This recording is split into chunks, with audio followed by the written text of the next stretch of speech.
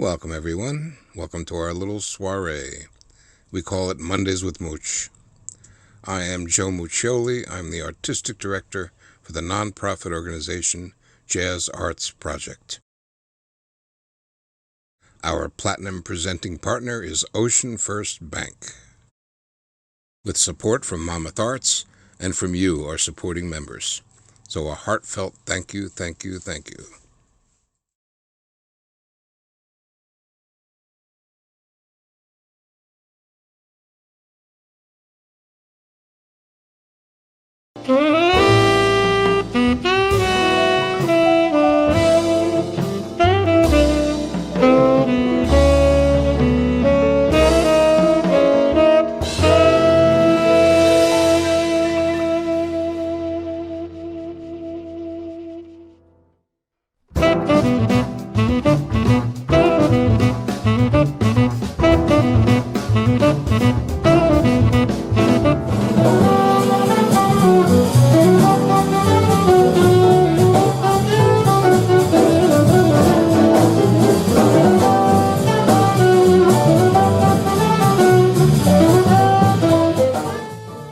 Our guest today, Don Braden, and I share a belief that jazz music reflects, embraces, and teaches so many aspects of life, our history as a country and a culture. Creativity, discipline, teamwork, leadership, listening skills, supportiveness, improvisation, and the ideals of democracy. With that concept, he brings a wealth of experience and knowledge as a world-class musician, a saxophonist, flutist, and composer to students in prestigious music schools on at least 2 continents. Don runs the jazz program and ensembles at Harvard University and is an instructor at the Prins Claus Conservatory in the Netherlands. He has been the music director of the Litchfield Jazz Camp since 1998 and ran programs at NJ Pack Jazz for Teens and at Montclair State University. Don has toured the world with jazz greats Betty Carter, Wynton Marsalis, Tony Williams, Freddie Hubbard, Roy Haynes, and many others. We've been fortunate to have hosted him at some of our Summer Jazz Cafe series in the past.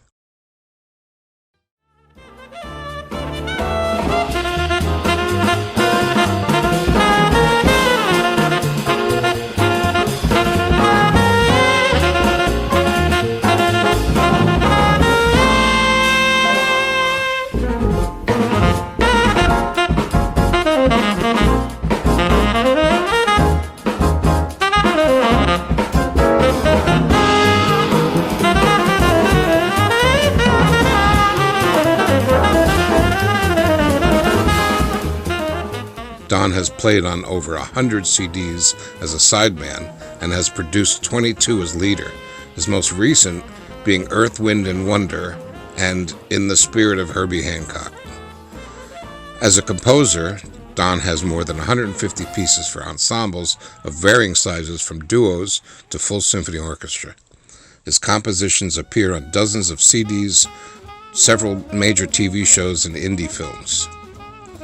He has numerous prestigious awards, commissions, and published articles to his name, and continues a busy career of touring, performing, composing, and teaching.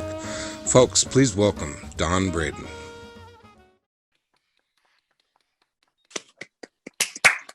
Couldn't get that mute button. Glad to be here. Thanks, Joe. That's an awesome intro, man. That's fantastic. Joe's got it down to a science now. He does. It's fantastic. I love it. Love it. Cool. Carmen, nice Joe, to you're meet on mute. You're on mute, Joe. Joe, you're on mute. Carmen, nice to meet you, by the way. And I said You too, such Don. pearls of wisdom. Such pearls of wisdom. And He was just pearls. It was lost forever because I was muted. Oh, no. So how are you, Don? Good to see you. I'm great to see you too, Joe. Yeah, I'm doing great. I'm really, under the circumstances, I'm blessed, man. Honestly, really blessed.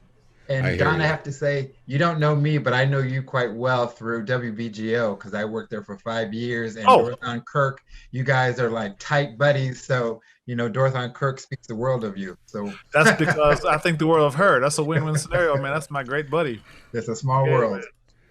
That's my buddy. That's fantastic. Don, we were fortunate. I don't know if you remember this, but we had you at one of our summer jazz cafes, a couple of them I actually, remember. Sure, and I and remember that. also, Yeah. and also, yeah, I remember that because you pulled out an alto flute. You did some great flute work on that one, Hmm. and we also had you at as one of a member of the Red Bank Jazz Orchestra, at least one Hmm. concert, Yep.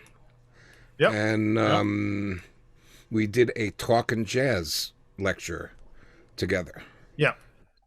Yep. That I came up with a picture of that, and I completely forgot that we did that. I I think that saw that. was Yeah. on. Yeah. Yeah. I think that was on education, if I'm not mistaken, Hmm. No. which you're very involved in. I know. Yes, sir. Oh yeah. Continuing. I trust you're staying safe and your family is healthy and safe these Yeah, days. man. We it's been we're 7 months in this, so we have it down to a science more or less. And I'm lucky. My wife can work from home. My travel, my gigs have all the gigs. Everything's evaporated, like all the other cats. Sure. But mostly evaporated. But now we're rebuilding into this new version of things, and so you can see in the background, I got my studio going here.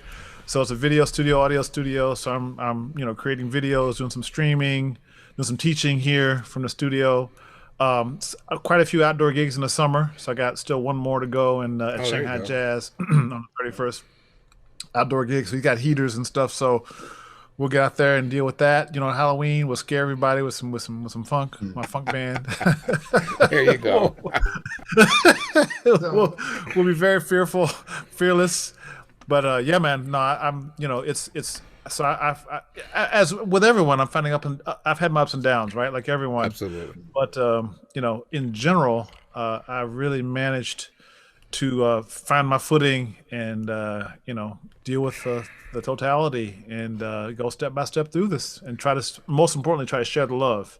Exactly. Donate to charity, do a lot of volunteering. I got volunteer students. I'm teaching for free, all this stuff. Trying to give as much as possible, helping out family members, helping out whoever I can to keep the play it forward, as much as That's really possible. Because if beautiful. we really got to look out for each other, it's always true, but now it's really true that we have to look out for each other. And I'm so fortunate that I feel like, okay, well, let me, you know, uh, That's really do beautiful. the It's the a extra. it's Yeah. a So, great outlook. Look, I just saw a survey. They did a survey of professional musicians apparently around the world. Did you see that?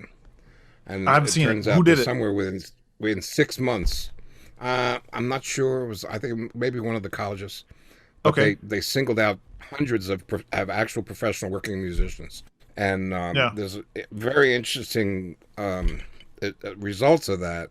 But one of them I noticed was on average in the 6 months that they were asking about, musicians Yeah. lost something like 40 gigs. Each musician Oh yeah. lost Oh, at sort least. of like an average of 40 gigs. Many more, Yeah. Right. some Right. fewer. Right. And Right. that's Exactly. when that's a good part of your income. That's some serious stuff. Oh, Yeah. no doubt. And I Not had to travel. I mention, had plane tickets. I had all kinds of madness, going on. All gone. All those trips, all right, gone. Everything. all the traveling, all the So and all that of it. Yeah. sort of Down trickles to out all. to the economy because Totally. working musicians Totally. are also buying airfare and restaurants and all that Hey, stuff. man. I've been funding. I've been funding. I fund somebody's something at a United for sure. I hear you. I hear that. I'm giving Yeah, of somebody. Yeah, I'm funding somebody's car, or somebody's rent, or something. course. Yeah, I'm on that sucker. I was now. Maybe next year. yeah. I hear you. So you had a Yeah, man. couple of albums come out this past year, Well, let's see. The one that came out this year was In the Spirit of Herbie Hancock. That came out. So it came out in Europe in June right? 18th, I believe it was, and then the official announcement for it will be in the States because it's a Dutch label that released it. So we're gonna do a streaming concert, which I haven't set the date for, around the 17th, 18th of November, mid-November, From and where? do a little streaming concert from here. We're gonna do it from here. So the bass player is Dutch, and so From your he owns a house? house here. Yeah. So I've got in the studio. It's just big enough, and I've got air filters and stuff in here, so we can run I can run a streaming concert with a quartet. We're all 6 feet apart, just barely, and we wear Terrific. masks and all that, and run the Yeah. air filters and open a window. We do all the stuff to minimize the possibility, and we can do it. So I'm doing another one from here. I'm doing for the South Carolina Jazz Festival on Saturday, this coming Saturday. Which the quartet is streaming from here, and so we'll present a program of original music, and so that's I just posted about that on my Facebook and Instagram, but that's on the South Carolina Jazz Festival that Mark Rapp is producing. And then in November 18th or so, 17, 18, whenever Joris gets himself into town, if he can come safely, he's in the Netherlands now, and they have a spike in cases. Yeah. We have a mountain, we have an iceberg of cases here, so I don't know if he can actually pull off the travel, but I've had a few friends going back and forth. They've made it happen through the various procedures. So when Yoris gets here, he co-leads the album with me, the Herbie Hancock album. So we'll present that material, and then I'll do an official announcement for the U.S. in mid-November of the Spirit of Herbie Hancock, and that's a live gig. We recorded live in the Netherlands last year, so that's out now. You have a teaching gig in the Netherlands. I understand. I do. So Prince Claus Conservatory again. I've had 2 trips scheduled. I was supposed to be there 2 weeks ago. Supposed to be there in 6 more weeks. It probably won't happen. And I'm supposed to be there again in April. So I'm kind of a visiting professor vibe. And there's about 12 of us that go in and out Are you of doing that anything program. virtually? Not there, not yet. So they haven't done that yet. They've been using American artists that are resident in Europe instead of doing virtual with us.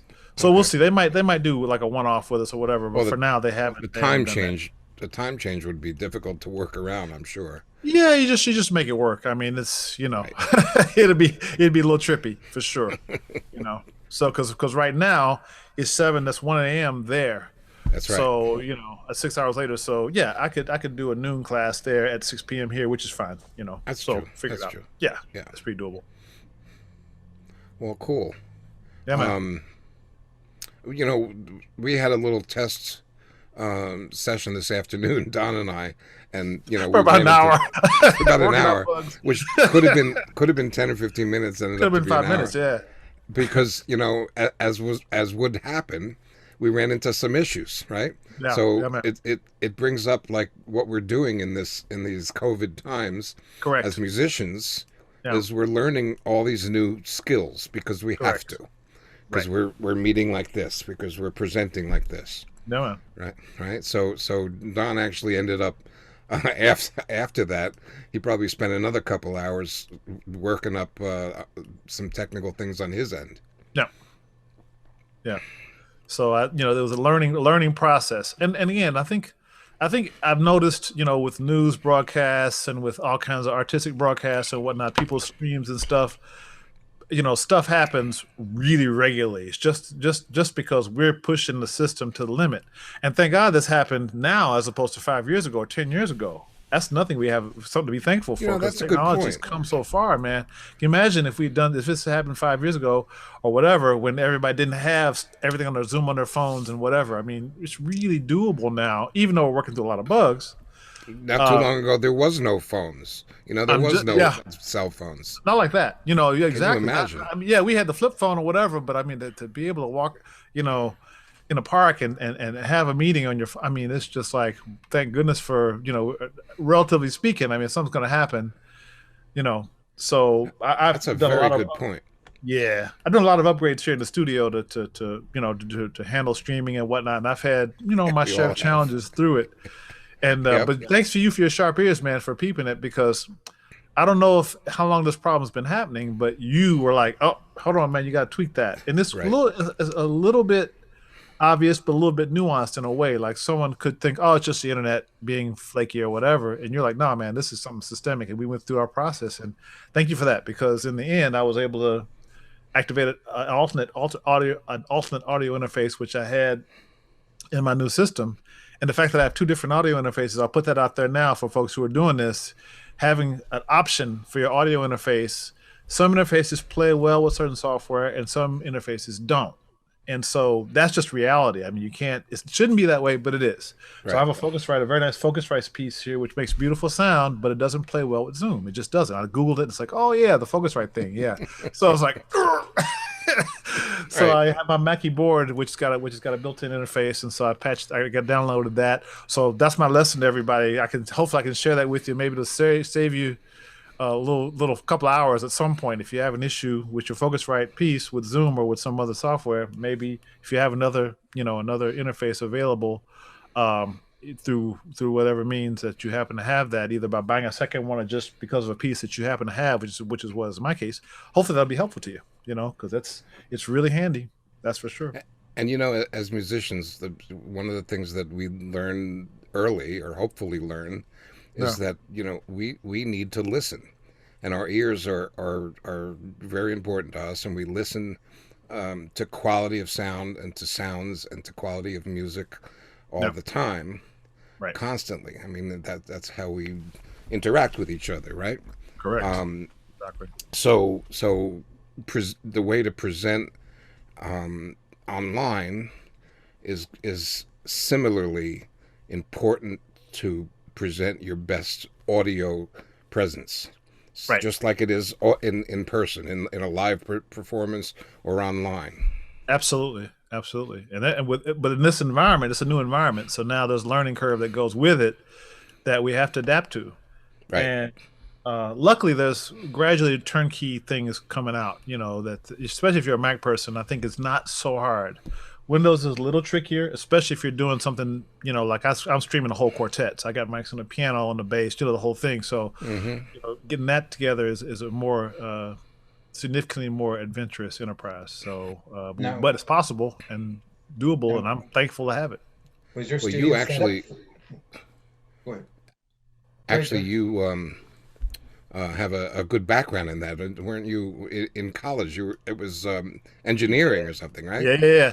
I was an engineering major at Harvard, and I worked at Harvard of all places. Of all places, yeah. And in fact, my job there, my first job. Check this funny story out. So, I got assigned the best paying job for undergraduates in 1981 when I went there. You know what that job was? Dorm crew. So I was on dorm crew mopping. That was my job, to show up and clean dorms. Because that was the best paying job. I said, well, put me on the best paying job. I'm a kid from Kentucky with no money. So, got scholarship and all that, but I'm going to need money so I got dorm crew. But then I lost my dorm crew job because I had a gig with the McDonald's All-American Jazz Band, 1980 McDonald's All-American Band, at the Jerry Lewis Labor Day Telethon during dorm crew week, when we're supposed to be there early to clean up all the dorms. Yep. And so I lost my dorm crew gig. They gave it to somebody else because I couldn't show up because I had this McDonald's gig. And by the way, if you want a good laugh, I didn't reshoot this video, but if you want a good laugh, you can Google 1980 McDonald's All-American Jazz Band, and you'll find a 17-year-old Don Braden in a big band with Bob Curnow conducting. No kidding. And Eric Miyashiro. I know, am I saying his name right? A great lead trumpeter. I think it's Miyashiro. You might know him, but he's a great lead trumpeter. But guess who else is in the band? Chris Bodie. A young 17-year-old Chris Bodie and 17-year-old Don Braden. Huh? Playing fourth, probably. Playing second. Second, solos, all the solos, of course. Jazz chair. Yeah, jazz chair. And killing it. I mean, he sounded great. So anyway, we that's a whole other story. But that's if you want a good laugh, you can check that out. Anyway, so I had that gig. I missed my dorm crew gig. So guess what my alternate gig was? Lesson of humility. My alternate gig was cleaning blackboards in the science center. Okay, so I'll wash the blackboards.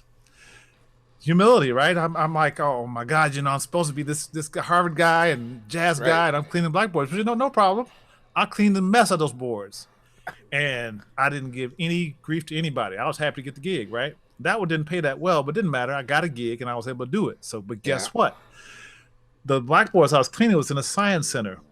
So it turns out that the blackboard cleaning station was right next to the audiovisual station. So the audiovisual guy happened to be looking for somebody about a couple months in. They saw me coming and going, doing my thing with the boys. They said, well, what's up with you? And it turns out that I had this background recording when I was a kid in Louisville, Kentucky, where I grew up. I had been recording on cassettes, like multi-track cassettes, and I'd been recording on, I'd been splicing tapes. I'd been doing all of this stuff and taking pictures. So I'd already kind of had some AV experience. So the cat asked me a few test questions, and I got hired at the best job at Harvard, which is the audiovisual department, from cleaning blackboards and being cool. I got that gig, man. And that gig was like, I had sessions. I could borrow all the equipment. I got to set up blackboard. I learned how to show movies. I learned how to splice film. I learned about video projectors. I learned about all kinds of stuff. And I had sessions at Harvard. I had sessions that I could borrow equipment, and I had sessions with like Clarence Robinson, Cyrus Chestnut, Hill Green. I had all these cats over at Harvard because they were all in Boston in the 80s. Yeah. Recording sessions that I could borrow equipment from. They came to Science Center and made sessions, man. How about that?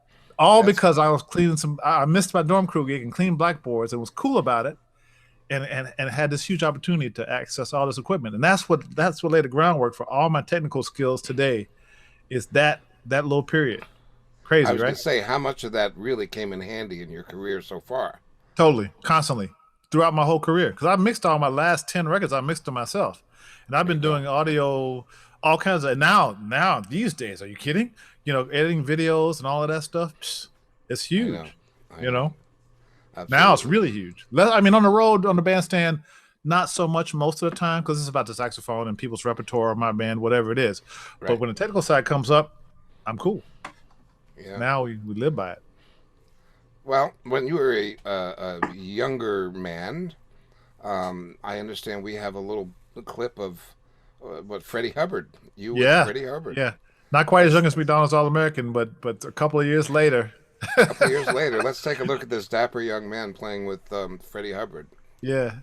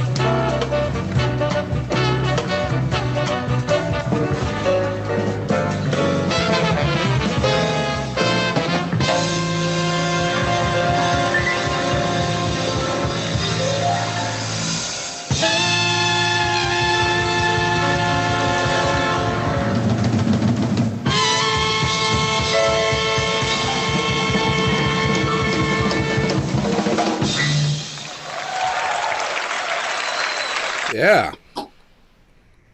Here. Well, that brings back memories. Boy, that must have been something. Oh man, are you kidding? Hub was a beast, man. I mean, I had two gigs in my life where I was in the presence of literally profound technique and virtuosity. One was Freddie Hubbard. Mm-hmm. Every night, just the sound and everything, the virtuosity, the flexibility, the swing, creativity, all of it, And I was lucky because that late 80s, early 90s period was before his chops, when he had a very bad chop issue in the late 91 or early 92. He had a bad chop situation. His chops pretty much went out for the rest of his life, unfortunately, for the most part. But I got the period, before that, luckily for me, and I got about, it would be like 2/3, like all his total playing, you get 2/3 of like primo Hub, and another third to quarter high notes. Like he loved to play high, so you get the high note thing. But he would be the in terms of just the swing in those lines, man. It was just like heaven on earth every single night, completely consistent. And then the other one was Tony Williams. I spent 4 years at the same around the same period, 89 to I was with Tony from 87 to 91, and with Hub from 89 to 91. And so, man, between those two, I got my. I mean, you don't have any hair left because those guys blew it all away with all of that virtuosity. Which is like and Tony would just with Tony, I got it from the back. He would just because he'd be the level of drumming like the I mean, you can't describe it. Those of you who hopefully have seen Tony and he passed in 91, but or 92, 91 in there. I think it's 91. But he, that if you were in the presence of his drumming, it was stunning. The virtual and Hub was the same. So yeah, it was incredible. We have a question about when did you make the transition engineering to becoming a musician? Yeah, and how'd that happen? Yeah, so I programmed computers. So Harvard. The Harvard was awesome, but I got to junior year, and it got to be, and I was playing, and I was doing audiovisual, computer heavy. The computer major at Harvard wasn't a computer major at that time; it was engineering and applied sciences. It's pretty heavy, and I was trying to play. This is now mid 80s, 84, 83.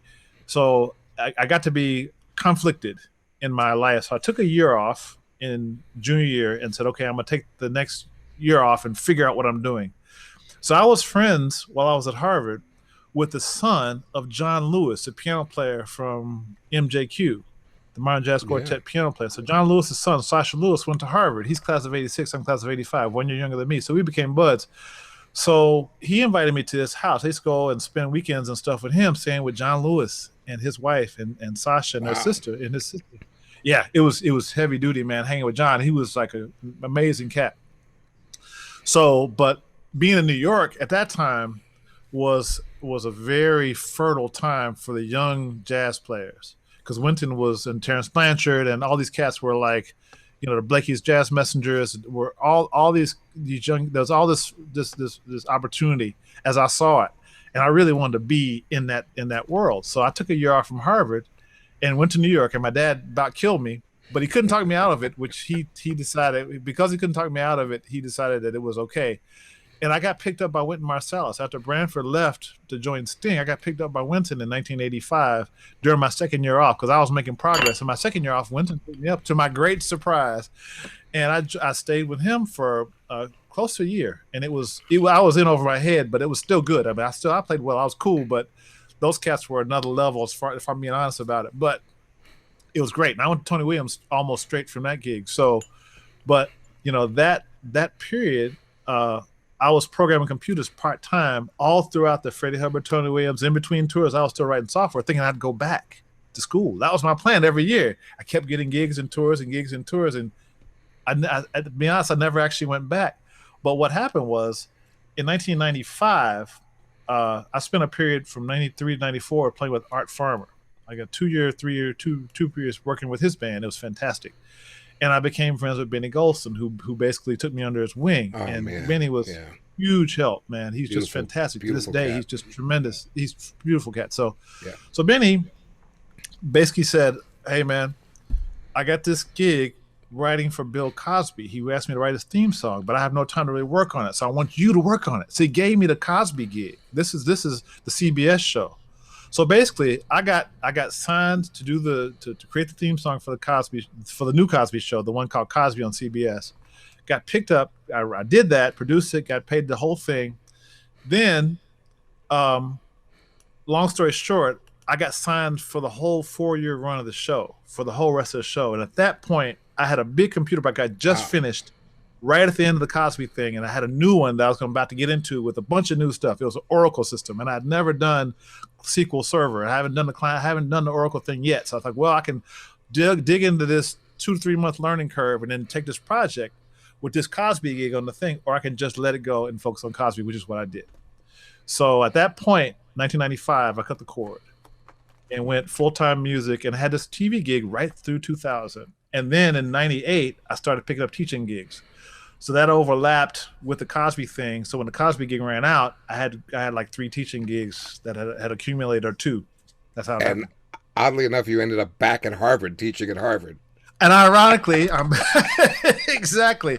I spent several years teaching. In fact, I went back in 2012 to 15 because the conductor, when I was a student there, the conductor Was that finally Alex? retired.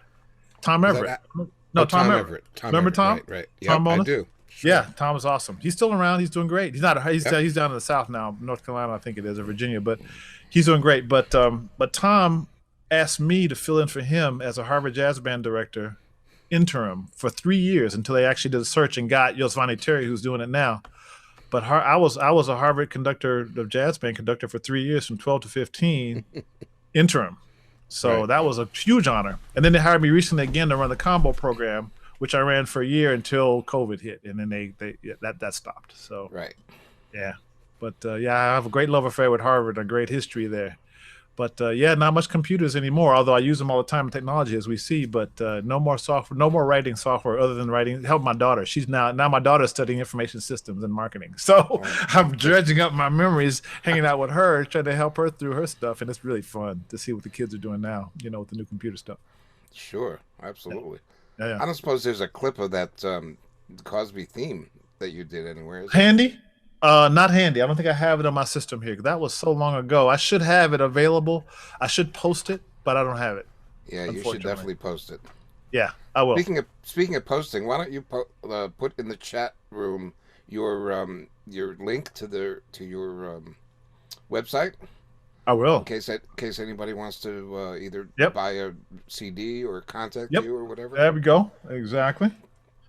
I'll do that right now. Very easy. It's just donbraden.com.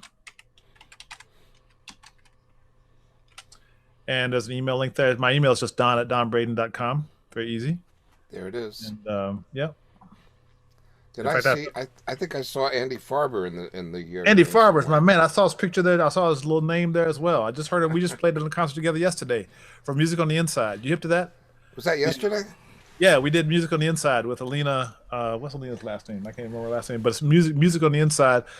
It's a program that works with incarcerated people incarcerated people and formerly incarcerated people. Yeah. So they've gone into prisons teaching us, inmates how to play instruments. Was this live? What's that? What we did was live. It's a live stream. What they did before yeah. COVID, they actually went to prisons. Now it's all online, of course. Now they do everything virtual, but they have some of the former incarcerated folks performing and stuff. And I'm working with one of them as a volunteer. I'm volunteering teaching him. He's great. Dawood is great. So he played, and our Andy Farber played a great thing with Antonio Chaka. They played duos, killing yesterday. It was amazing. Come on, Andy. I'm here. I'm just making things we had out. There he is. Don, we had Andy as a guest 2 or 3 weeks ago. Oh, good. Yeah, he's terrific, man. He and I worked together on one of the Cosby things. I picked up another gig for Nickelodeon after the Cosby show. I got hired by Nickelodeon to write some music for something called Fatherhood, which is a Cosby production in the late 90s. And Andy was on my writing team, and he did tremendous work for me. It's incredible. Him and Sherman Irby, the three of us were like three amigos. That was a great hang. A great hang, man. Writing under deadlines, cranking the stuff out in our home studios. It was great. Yeah, that Cosby gravy train though went right off the rails. It went completely off the rails. So now I know. I feel so horrible. Every time I think about it, I feel terrible. Because I know the guy well. I mean, I was around him every week for 5 years. Yeah. And it was like no problem. And we did a bunch of, you'll see at some point, there's other stuff that I produced for him besides what me and Andy did and other stuff for the TV show that we did, jazz sessions and stuff, and just great stuff, man. The guy is still, a brilliant guy. He was, at the time we worked together, such a brilliant, kind of creative character, and we did great stuff together. I just feel horrible about everything about this situation. So I don't want to, we can't open a can of worms about, what right. or not, but that's my man. I love him dearly. So he was involved in something early on, as I remember, when I first got to New York, and probably in, I don't even know what year it was, but there was something called was it the Jazz Museum? I'm not hip. There was the hit of his involvement in that. This has to be 74 maybe. Okay. Um, Wow. and it was a midtown location. There was Wow. a room, and it was the jazz museum, and they had like listening rooms and memorabilia Wow. and all that stuff. I think he funded it or something. But Wow. oh yeah, and it folded. I think it moved somewhere at some point, and then it just dropped completely. It folded. Right. Right. You had to Um, have it in New York. Something like that would have to be in New York. And New York got in those days you could get space. You know, right. remember the Jazz Cultural Theater? There's all these great spaces, you know, which were not super expensive probably back in the day. But now New York real estate is like it got insane in the 80s, 90s, 2000s, and of course now. So too bad. That would be I used to go to the New York Public Library and check records out and let's sit there. You remember that? I don't know if you ever went in there. The New York Public Library had a whole music station with you check out LPs out. And they Yep. have turntables and chairs Yep. around them. So I would just Yep. get a stack of LPs and just for stuff I didn't have that I want to check out. I went there, must have been at least a dozen times. Just try walking there, check in, spend 2 hours and listen to like, a half a dozen different records. Those Oh yeah. those are good days, man. So that would have been perfect for that. Anyway. Andy, if Sherman played tenor, you guys could have been the three tenors. I He think probably does play tenor. He probably owns one now, I think. He Actually, owns one, yeah. you know what? Billy Mitchell tried to give him a horn. This is Really? like Billy was on his deathbed, practically. And we went over there to see how he was doing. And at the same time, Bill Easley had kind of been kicked out of his house, Oh no. one of his wives. And Yeah, and he of was course. living with Billy temporarily.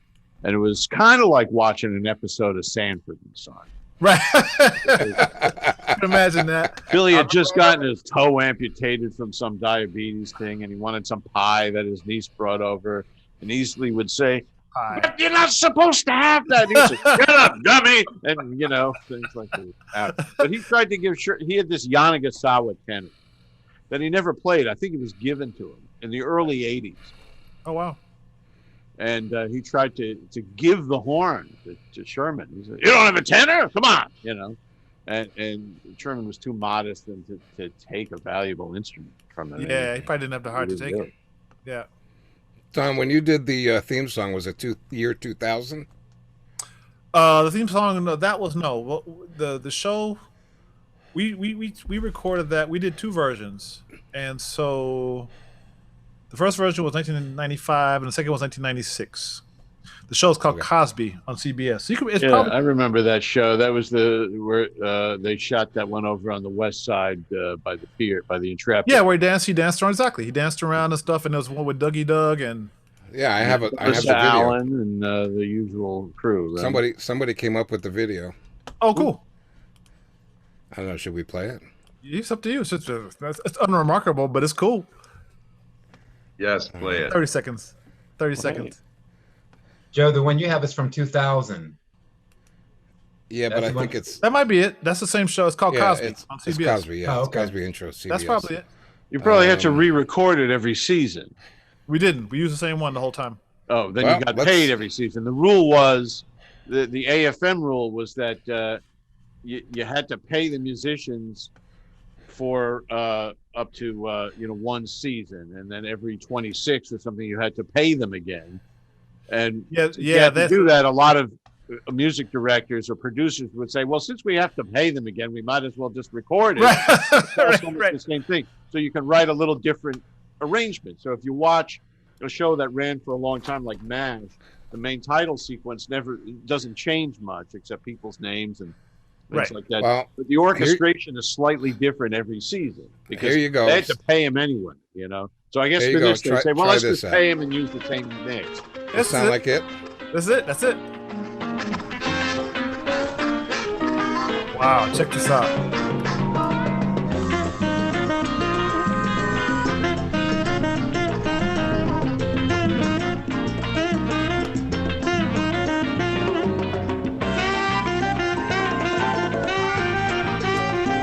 That you playing? Yep, that's me.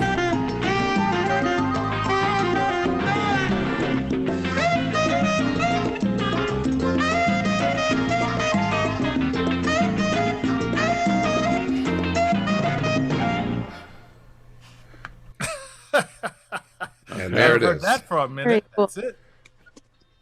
Yep. So Very the nice. Remember that? I'll tell you the story of that tune. So the tune is called Monk's Hat, and the original version was like the idea was it was supposed to be like a swing, like a monk style, and so it was they didn't like the swing. I think he did the video to the swing though. That's what's funny. Then they said we want something more upbeat. So I was like, okay, well let's do Latin. So Cosby came and did the cowbell. We had the same cast come in. We recorded everything again, and then we put the cowbell, and then we had I had a percussionist as well. We did the whole thing and reproduced it, all with Latin feel, same exact piece. And then I recorded on one of my albums. After that, we did it on the Voice of the Saxophone album. We recorded the piece with my octet, same piece with the full octet arrangement. So that was the kind of jazz version. Was Cecil Brooks on that? He was on the album, but not on the recording. On the recording, I think it was probably Scott Schreer, who's a drummer who was he was a co-music director. We had two music directors, Scott Schreer and myself, and so he played drums. So he did all the cues for that show. So I think it was Scott playing that. I'm pretty sure. Yeah, because I know Cecil did some of them, maybe the later ones. Yeah, he did. Well, he did. I had him on some cues, but mostly Scott did them because Scott was a drummer, so and he was the one hired. So he played well. So I got Cecil on what I could, but not everything. That's great. Yeah, man, it's fun stuff. And he was on the album, on the Voice of Saxophone album. Cecil's drummer, and he killed it, man. So it's a nice version from that, with the horn section. Wow, Bill May. I saw him. Here. Yeah, I saw him. Yep, I saw his. And he says the Jazz Museum was around West 45th Street near 6th Avenue on the first floor. Wow. Now that sounds like what I remember. Yes. Wow. Check that out. It was a very cool place. As a 17-year-old kid wandering into New York for the first time and finding a jazz museum, it was like great for me. That's killing. That's amazing. Sorry, I missed it. I didn't get to New York till '85, so I guess it was gone. Diane has a question. Did you play at any jazz clubs in the Cambridge Inman Square area? Sure, when you were at Harvard? I think I remember possibly Delfeo Marcellus and possibly Mike Matheny at a jazz improv night when I was there with my flute back in the late 80s on an improv open mic type night. I forget, this goes on. I forget the name of the club. Also, what sax and alto flute do you play? Also, wait a minute. There's a bunch of follow-ups. Oh, Mike Matheny, I remember him though. He was a good trumpet player. Absolutely. Yeah. Any the clubs relation? in Inman Square, I can start answering questions. So the clubs in Inman Square, I played them all the time. The 1369 Club and Riles and Riles upstairs and downstairs. I was there all the time. And so 1369 is no longer there. Riles just closed like last year. They sold it or whatever, but they have some new ones up there now. But yeah, those clubs were mainstays in Inman Square. So I was there all the time. I played there in both those. One, the 1369 was owned by the saxophone player named Jay. And do you remember Jay's last name? Do you happen to remember his name? Jay? From a Boston guy named Jay. Something or other. Saxophone player, Jay something or other. I can't remember his last name. I haven't thought about him from a long time, but he owned 1369 Club. I never know who the owner of Riles was, but I played in both places randomly and saw tons. I used to go visit and hear people all the time. There's tons of great musicians in Boston. Was it Jay Corey, like from Buddy Rich's band or somebody? No, that's not him. No, something like Jay Grayson or Watson or not Anderson. That's the bass player. So that was Inman Square. As far as I was just going to say, I happened to be up there on a business trip back in the 80s, and I had my flute with me, and I was a brave soul, and it was, I think, open mic night or something, and I sat in on it. But that's great. Yeah, they had jam sessions regularly. So I used to sit in those joints all the time, and they were great. The vibe was great. It was great. I was a kid, and they just let me come and play and hang out, and it was no problem. So, and it was not expensive. Not like today. You couldn't afford to go to joints today, pretty much as a college kid. But yeah, I play saxophones. I play Antigua saxophones. Antigua, okay. Yeah, they're great, really beautiful saxophones, well built. I'll show you real quick. Here's one of my Antiguas here. This is a Pro 1, and that's a beautiful, that's the vintage lacquer one, which is pretty cool. The alto flute is a Sonare. Nice. Yeah, it's great. And it's a Sonare, which is made by it's a Powell signature head joint And yeah. the Sonari body is a Chinese body, plated. So solid silver head with a plated body. So that's the deal. Don, you must still have all your old Nice. horns, though. Do you have like a whole saxophone petting zoo over there? Actually, I sold my my Mark Sixes after a while. They were sitting around for so many years. But I went from Mark Six to Cowworth, I remember that. right? And so after I'd been playing Cowworth like 8 years, I thought those horns were all sitting. So I sold all of those, and I still have my 2 Cowworths, which are great. They're like great instruments. I recently had them serviced, and they're amazing. The guy at USA Horn did a Mark Rikita did them. Mark and Rikita. yeah, they're great. So now I have 4 Antiguas that they sent me for various purposes and evaluation and stuff, and they're killing. They're they're comparable to the I played RS Berkeley for about 10 years, and they're also very good. But the RS I'm Berkeley, still technically an RS Berkeley artist, but I really only use them when I travel. right. No, they're good horns, and especially my gold plated ones. Very good for putting under the plane in case something happens.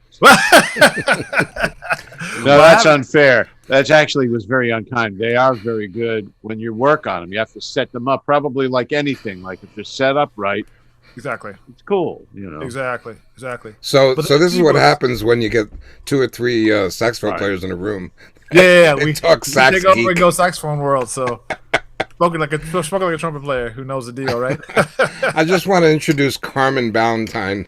He's our development director for Jazz Arts Project. Are you there, Carmen, somewhere? I saw him. Yes. He came in and said a little earlier. There you Yes, are. I am here. I've been having a great time listening to Don and Andy and all of you discuss music and watching the Cosby Show, taking us back. That was quite a good time. And I forgot about that second version of Cosby. I remember the first one, so huge. Yeah, the Huxtables, right? Yeah, but that intro was really cool. It was a really cool intro, so I really like that. Just want to say that thank you all so much for continuing to support Jazz Arts Project. I know that some of you on this who was watching the show tonight, I know that some of you have contributed to us, so I want to thank you for your contributions. And for those who have yet to contribute, please, we are here every week doing our thing. You can contribute to us online at www.jazzartsproject.org/donate. And I want to say, Joe, what number show is this? Is this 22 or 23? What number are we at? Oh, what's a good question? I think it's 23 already. So if we're at 23, I just want you to know that in television world, a typical season usually is about 22 episodes. So they usually ask for about 13. If you're going to get a full season, you get 22 It's 13 episodes. usually, right? That's kind of the halfway mark, I think. But if they want a full season, it's 22 episodes. So we have just completed our first season How about that? of Mondays with Mooch. Hey, Thank you all for joining us. I think it's a hit. I think it's a hit TV show. And you know that the support that you give us helps to support our programming, which of course is the Jazz Arts Academy, our youth education program, and also supports our music programming that we do in Red Bank with Jazz in the Park, and also Summer Jazz Cafe. We want to continue bringing those things to you. This is just a transition. I think one thing that I've learned listening to all the different musicians and listening to Joe and learning is, jazz artists, they improvise and they learn as they go. And so Joe has learned how to do this show, a wonderful show for you to keep us connected, but we will be connecting in person. It's just a matter of time. So please keep your support up, and we will appreciate that. So that's about all I got, Joe, unless you want anything to add. Thanks, Don, Carmen. you got And anything you wanna share? I just verified it is number 23 today. Yeah, so yeah, it's a full season. That's a full season. Yeah, how about that? hey, can I add something? James, hi. Sure. Yes, James, one of Hey, our. I just thank want you, to add James. something. We were talking earlier about very early on about recording online and some other type of programs. There is a program and a company out there called Connection Open. They record on the military level of recording band that is a lossless type of recording that where people can record from all parts of the world. The latest edition is Blue Oyster Cult, and my dear friend, he is. I will say that he's promoting this. It's called Connection Open, And if you guys ever want to record, check out Connection Open, because this type of technology is it's copyrighted and it's trademarked. And this guy is on top of his game. The schools, various education programs are getting on board with this type of programming. With their type of recording, because you can record from the United States to the UK, and you can record with 3 milliseconds lossless time, and any engineer can adjust for that time. It's amazing. So I just thought I'd tell you, Connection Open. Cool. Thank you. Andy, do you know about this? No, I'm Googling it as Thanks, we James. speak. Yes, Andy. Thank you. So Yeah. I will look into it. So, Yes. I mean, is this something for playing live with people in different parts of the universe? Not only playing live, but recording. Recording we can do on our own things, and then somebody could take the tracks and put it together. Like if I have Yes, and playing live. Yes. or something like that. But the challenge that we've come up against is to do things in real time with people in different places, and that's right. That's the key, that the code they have to crack with the latency, Right. That's what they have done at Connection Open. My friend, he was Randy Morrison is the owner of Connection Open. He was a radio announcer, but he's got people on his side. He was also educated man in back in the day in the 80s. But when I was inducted into the Rock and Roll Hall of Fame in Las Vegas, he and I have come together. I donate to his cause, and I'm a philanthropist that decides to invest in his business as well as other businesses. But when this came about to help people throughout the world to not only connect with recording capabilities, but to do live streaming is what it's all about. He is the man to talk to. I'm not the guy. I'm not that technical guy, but he has people on his team that will allow you to connect, record, do live streaming, whatever and it's on the military level, and that's what it's all about. All right. Yeah. Andy is our resident recording guru. So between Andy and Don and we're going to check it out, and we'll report back. Do. That's cool, man. Thank you. I got my Google as well. So. All right. So why don't we play the Jerry Allen clip? Okay. I think that might be interesting for people. Yeah. You want to set it up or talk about Jerry or anything? Well, Jerry was I'm sorry to say was magical pianist, and always whenever I could get her on gigs, whenever I get her on, I never got her on a recording, unfortunately, but I did get her on quite a number of gigs, and we had a great time playing together. Fantastic writer, great player, great spirit. Her son, Wally,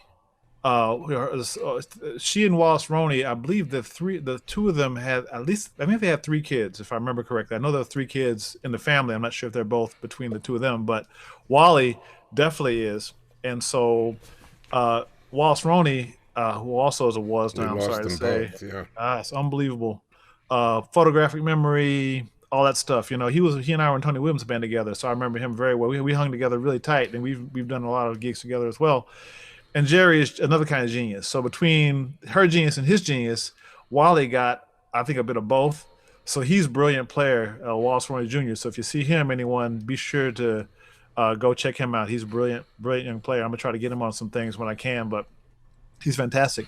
But yeah, Jerry he was at Litchfield and at Jazz for Teens, where I taught in Newark and also in Litchfield. So he's fantastic young player. But Jerry came to Litchfield and taught at camp and gave workshops for us, and was fortunate enough to bless my quartet with her presence.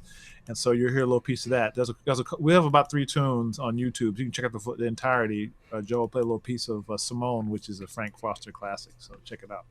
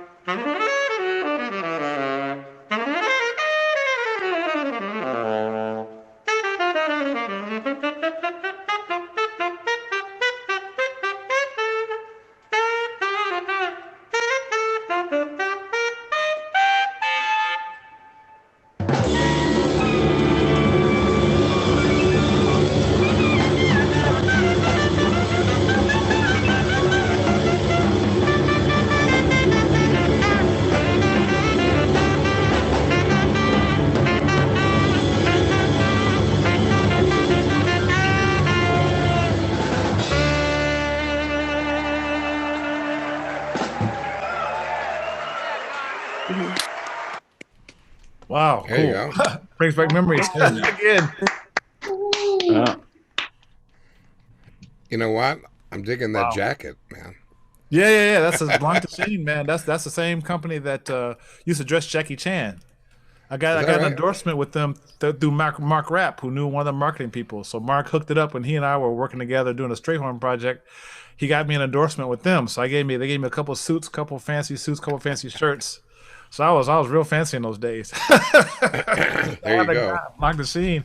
They had a great boutique on Fifth Avenue, man. It was killing. So, but How that about was that? old days. So not that old, I guess.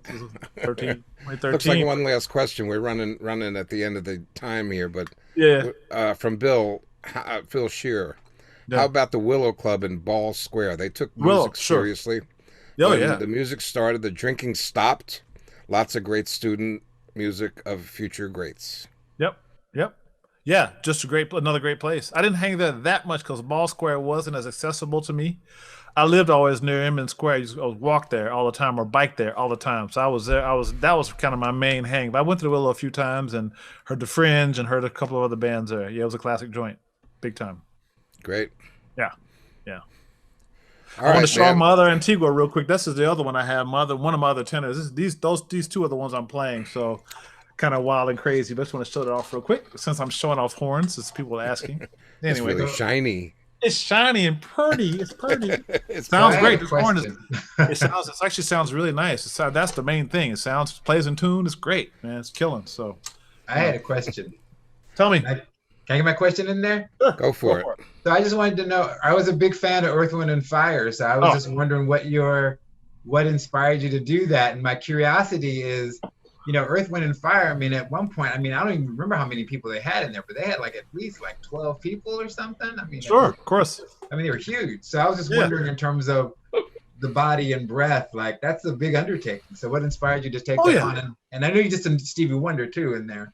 Oh yeah. Well, I grew up with Earth, Wind, and Fire and Stevie Wonder and a bunch of other bands, Ohio Players and OJs and stuff. Just a tons of these kind of 70s, late 60s, all through the 70s, early 80s groups were but before I knew anything about jazz, before I knew anything about Miles Davis and Joe Henderson and Coach Coltrane, all them, I was dealing with these guys. So this stuff is all the way in my DNA, all the way right down to the sailors. Right deep out of reptile brain, all that's deep in there. So that my connection with them is like that. So now in terms of interpreting it for jazz, in the end, it's like any kind of arrangement. When you study music, there's the elements: melody, harmony, rhythm, and space, right? So you dig, and then there's the other human things, soul and expressiveness and whatever. But those musical elements, you dig through and pull those out of there. What's the harmony? What's the melody? And then how can you organize it? What's the form? How can you organize it so that you can create some improvisational space? And that's basically the goal with my Earth, Wind, and Wonder project, is to take these incredible tunes, which have pretty much a format. Like I've seen Earth, Wind, and Fire live a bunch of times and Stevie Wonder on a couple of occasions. And there's Stevie's more open because his stuff is more like jazz tunes. But Earth, Wind, and Fire, that's a choreography. It's really locked in. So, and by the way, just as a quick aside, if you haven't read Philip Bailey's book, Shining Star, you should definitely read it. It's great. Oh Is that a yeah, it's biography great. or like an Huh? No, no, autobiography? it's about Earth, Wind and Fire. So it Oh, doesn't really? talk. It's about him, but it's really about the band and their journey and Charles Wow. Stepney, and he breaks it all down in terms of where Okay.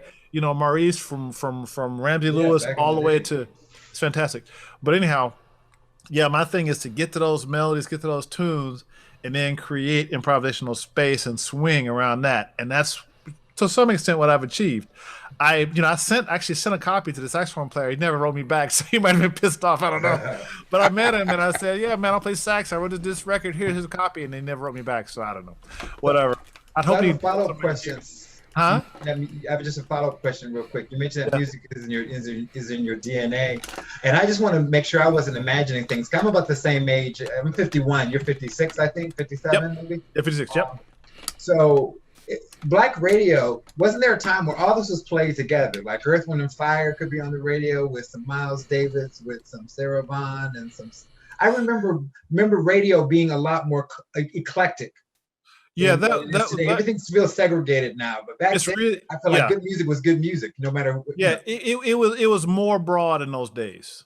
And so yeah, you would hear a range of different ages and different styles. But there was still kind of segmented. This is going back to the 70s now when I really was kind of aware of radio and got deep into it.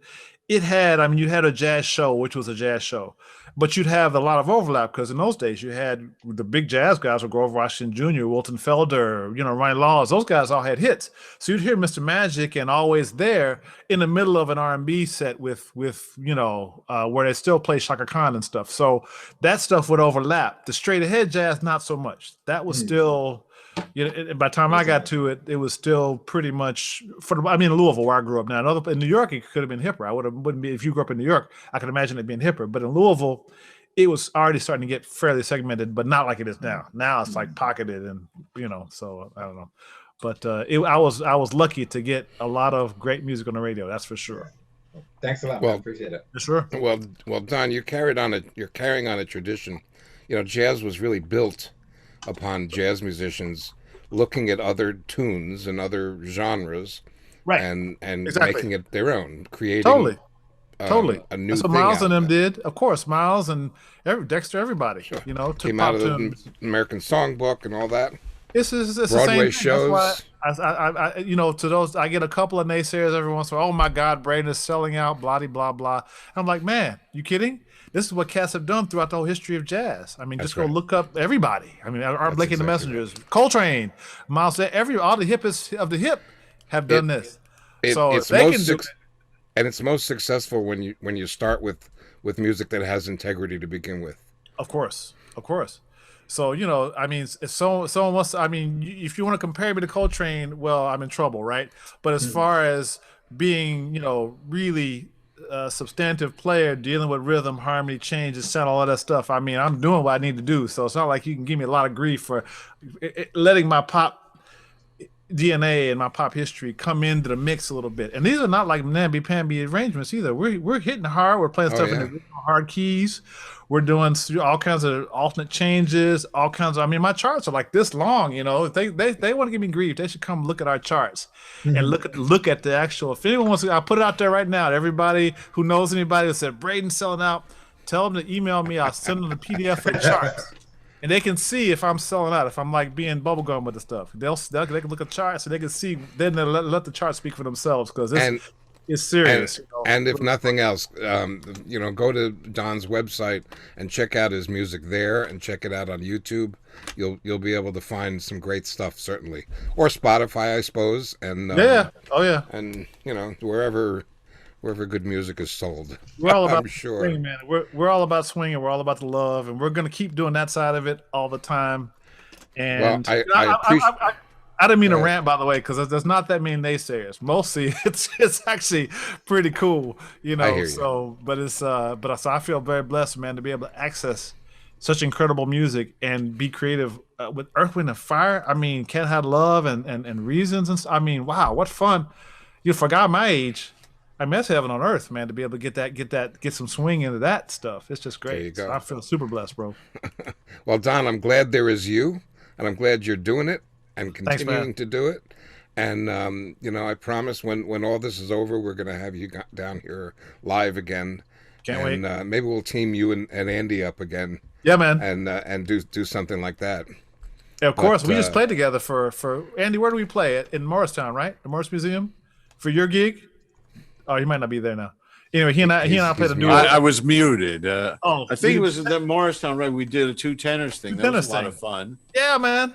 So me and Andy are ready. We're ready, Joe. Whenever, bro. I think we'll do it when we start opening up. We'll definitely program something. Right now, it's about the end of our time here. Yeah. But as usual, our custom is for at least a few minutes we have an after gig hang.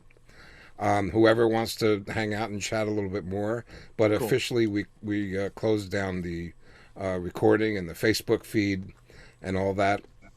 But Don, I want to thank you for doing this for us with My us. pleasure, man. It was a great conversation. I see a lot of great comments and thank yous in the chat room.